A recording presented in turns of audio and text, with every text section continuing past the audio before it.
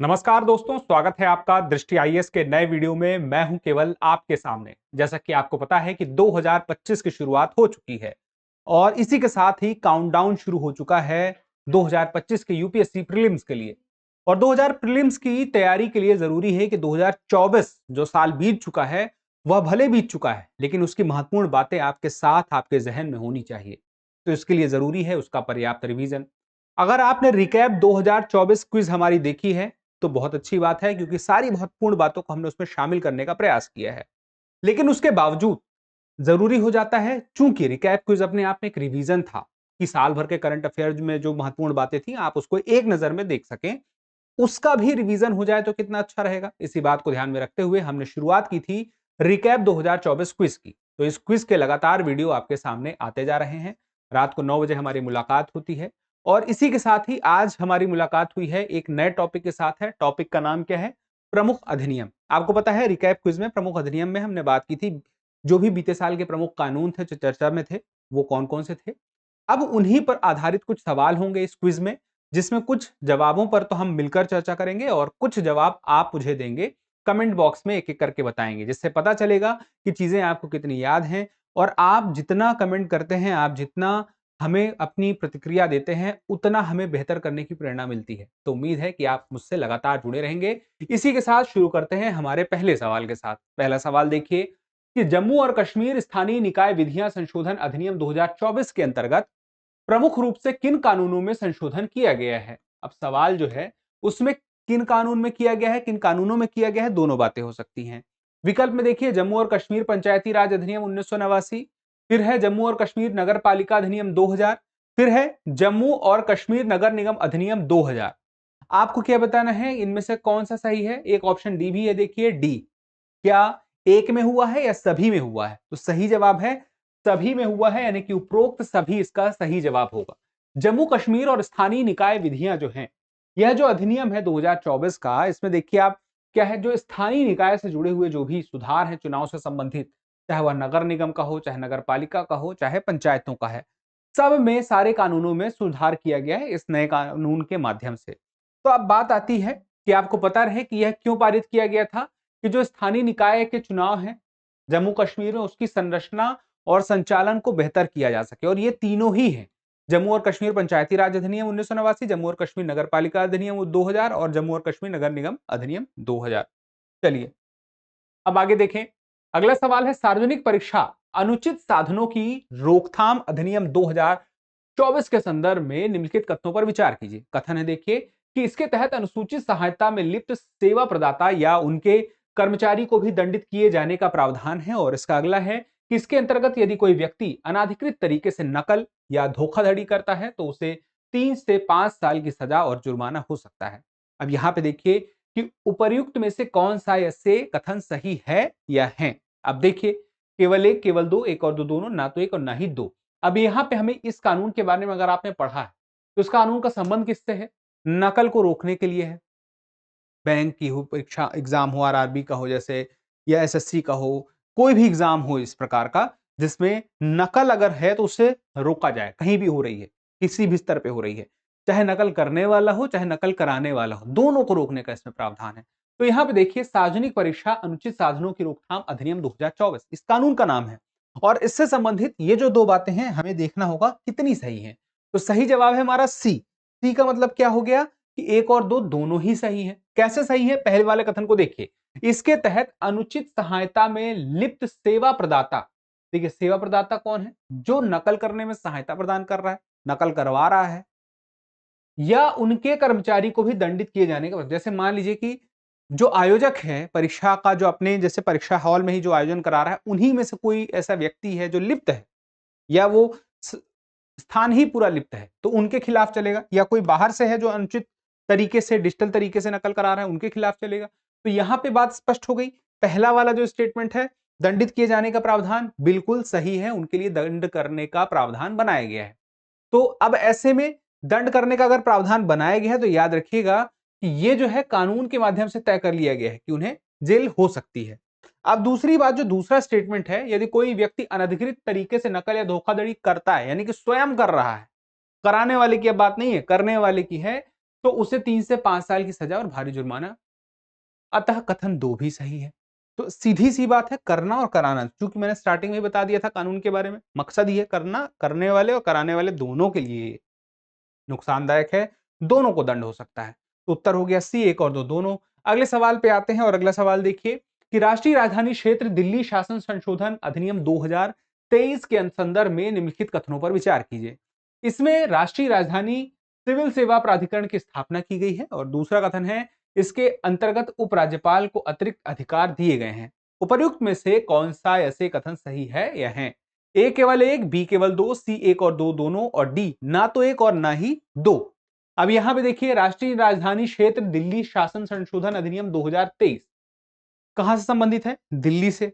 आपको पता है कि दिल्ली में हमेशा से विधानसभा नहीं थी। विधानसभा को बने हुए लगभग 3 दशक से थोड़ा सा ज्यादा हो चुका है।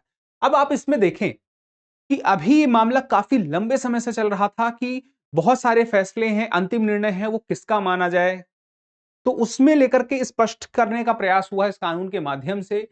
हालांकि अदालत के माध्यम से जो निर्णय आया था इसमें कुछ वैसा नहीं है, कुछ अलग है। तो ये जो संशोधन हुआ है, अधिनियम हुआ है, इसमें दो बातें स्पष्ट हैं जो इसमें दिखाई देती हैं कि इसमें राष्ट्रीय राजधानी सिविल सेवा प्राधिकरण की स्थापना की गई है। क्या ये बात सही है? तो बिल्कुल ये बात सही है।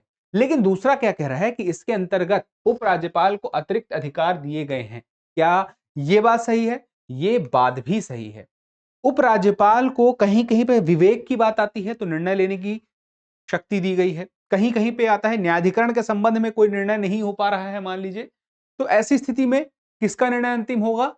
ये होगा उपराज्यपाल का। उपराज्यपाल वहां भी निर्णय ले सकेगा जहां पे मतभेद होता है, तय नहीं हो पा रहा है, कोई बात को लेकर क्लियर स्थिति नहीं बन रही है, तो अंतिम निर्णय उपराज्यपाल का। कुछ शक्तियां और भी बढ़ाई गई हैं, तो हम देख सकते हैं कि केंद्रीकृत करने का प्रयास किया गया है। दोनों ही स्टेटमेंट सही है, यानी कि सी हमारा सही जवाब होगा।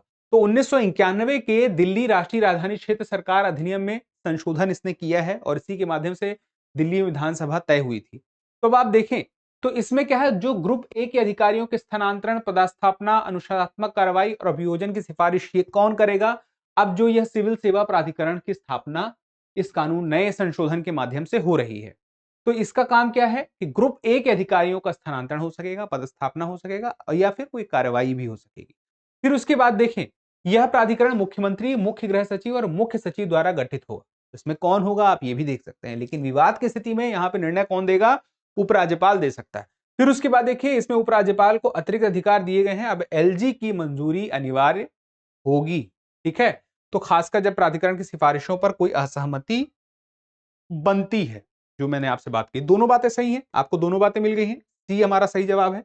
चलिए अब आगे बढ़ते हैं अगले सवाल में। उसके पहले एक महत्वपूर्ण जानकारी, जैसा कि आपको पता है कि दृष्टि आईएएस के जितने भी सेंटर है, चाहे वह प्रयागराज हो, चाहे वह लखनऊ हो, चाहे वह जयपुर हो, चाहे वह इंदौर हो, चाहे वह नोएडा सेक्टर 15 हो, चाहे वह करोल बाग दिल्ली हो, इन सभी सेंटर पे आपकी तैयारी, सिविल सर्विसेज एग्जाम की तैयारी के लिए सही माहौल और सही मार्गदर्शन में सही शिक्षकों के द्वारा सही शिक्षा सही तरीके से आसान बनाने के लिए आपकी तैयारी को दी जा रही है।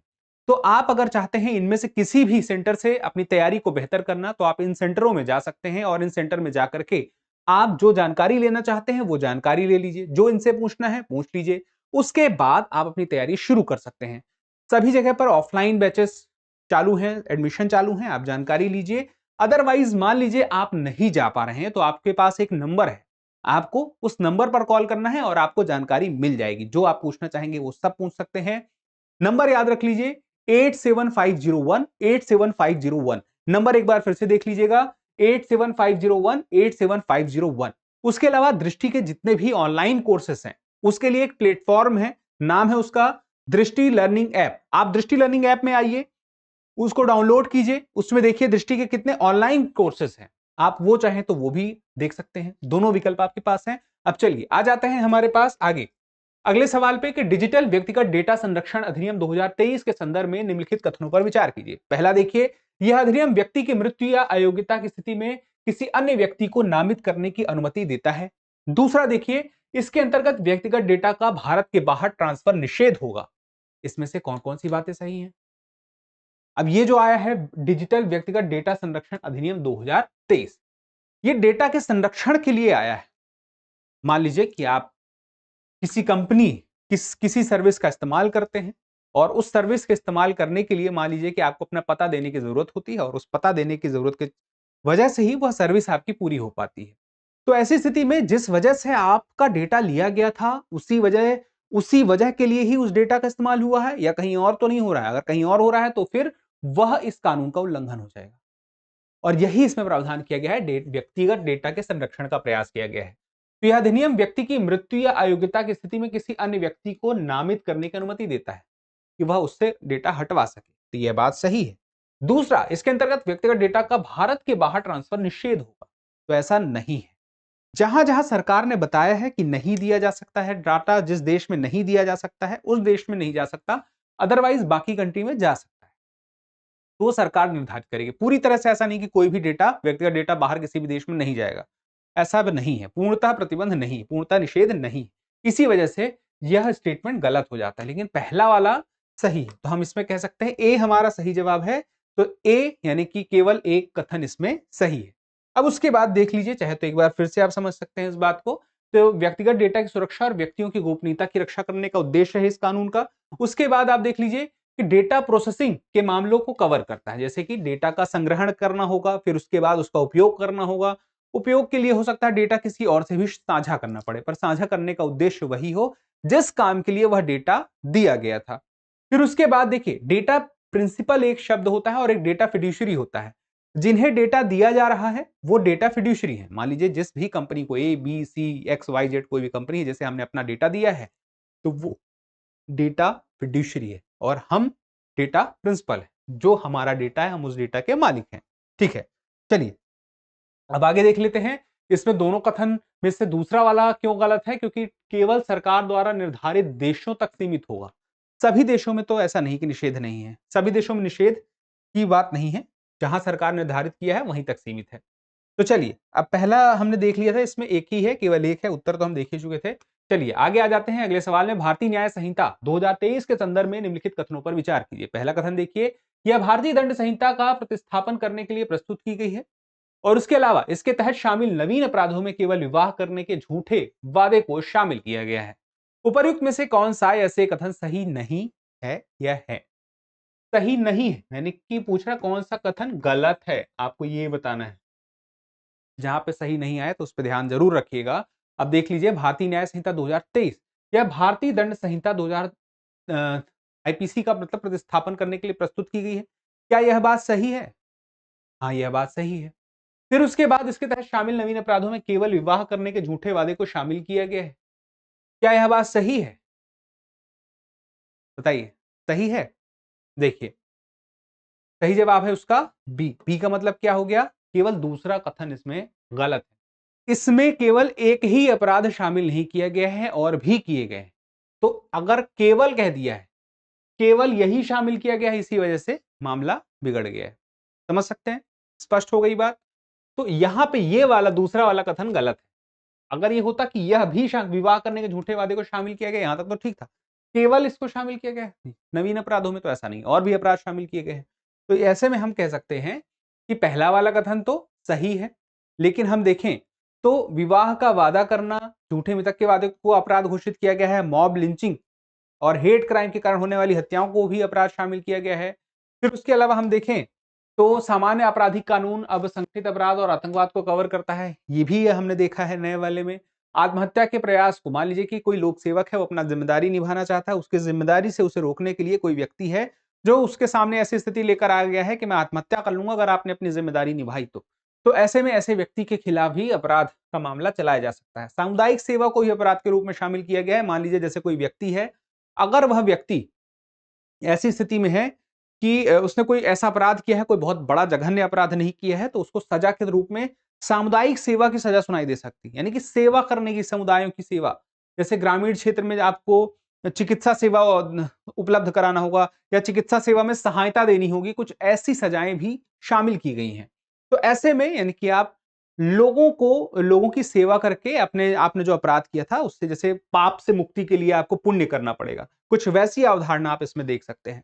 तो चूंकि दूसरा वाला कथन सही नहीं है और हमें यही बताना था कि कथन कौन सा सही नहीं है, तो हम कह सकते हैं कि दूसरा वाला कथन हमारा सही जवाब होगा, यानी कि केवल 2, यानी कि बी हमारा सही जवाब है। ठीक है, चलिए अब उसके बाद आगे कुछ अभ्यास प्रश्न देख लेते हैं और इसका जवाब मुझे, जैसे मैंने आपसे पहले ही कहा था, उम्मीद है कि आप देंगे, क्योंकि आपकी प्रतिक्रिया हमें और बेहतर करने की प्रेरणा देती है। पहले सवाल की तरफ देख लीजिए। भारतीय साक्ष्य अधिनियम 2023 के संदर्भ में निम्नलिखित कथनों पर विचार कीजिए। पहला है, यह विधेयक भारतीय साक्ष्य अधिनियम 1872 में कुछ नए प्रावधानों को शामिल करने का प्रस्ताव करता है। दूसरा है, इसके तहत इलेक्ट्रॉनिक रिकॉर्ड को पारंपरिक कागजी दस्तावेजों के समान कानूनी दर्जा दिया गया है। तो क्या ये दोनों बातें सही हैं? कौन सा या कौन से कथन सही है या है? केवल एक, केवल दो, एक और दो, दोनों, ना तो एक और ना ही दो, यानी कि ए बी सी डी। बताइए सही जवाब इसका क्या है? तो अब अगला अभ्यास प्रश्न भी देख लीजिए। भारतीय नागरिक सुरक्षा संहिता 2023 के संदर्भ में निम्नलिखित कथनों पर विचार कीजिए। पहला है कि भारतीय नागरिक सुरक्षा संहिता सीआरपीसी 1987 को प्रतिस्थापित करती है। दूसरा है कि इसके अंतर्गत शामिल 531 धाराओं में से 177 धाराएं संशोधित की गई हैं एवं 9 नई धाराएं जोड़ी गई हैं। उपर्युक्त में से कौन सा या से कथन सही है या है? ए केवल एक, बी केवल दो, सी एक और दो दोनों, और डी ना तो एक और ना ही दो। तो इसमें आपको बताना है कि इन दोनों में से कौन सा कथन सही है या है। तो एक बार देख लीजिए और मुझे उम्मीद है कि आप इन सवालों का जवाब जरूर देंगे, क्योंकि आप जब जवाब देते हैं तो हमें और बेहतर करने की प्रेरणा मिलती है। अगर ये तो देखिए रिकैप 2024 क्विज है, हमने जो रिकैप सीरीज आपके लिए लाए थे उससे जुड़े हुए सवाल हैं। तो अगर आपने रिकैप सीरीज नहीं देखी है तो जरूर देख लीजिएगा। देख लिया है तो एक बार और देख लीजिएगा, क्योंकि आप जितना बेहतर रिवीजन करेंगे उतनी बेहतर आपकी तैयारी होगी। और ये आपको उपलब्धि तो है ही इसमें यूट्यूब में कि आप स्पीड अपने हिसाब से देख सकते हैं कि आप 1.5 की स्पीड में देखना है, डबल स्पीड में देखना है, 1.25 की स्पीड में देखना है। अपने हिसाब से अपनी गति आप चुन लीजिए, जिस गति में आपको सुनना वीडियो पसंद आता है। फिलहाल के लिए इतना ही, जल्दी मिलेंगे अगले एपिसोड में। तब तक के लिए क्या करना है? स्वस्थ रहना है, मस्त रहना है, पढ़ते रहना है। चैनल सब्सक्राइब नहीं किया है तो चैनल सब्सक्राइब कर लेना है। धन्यवाद।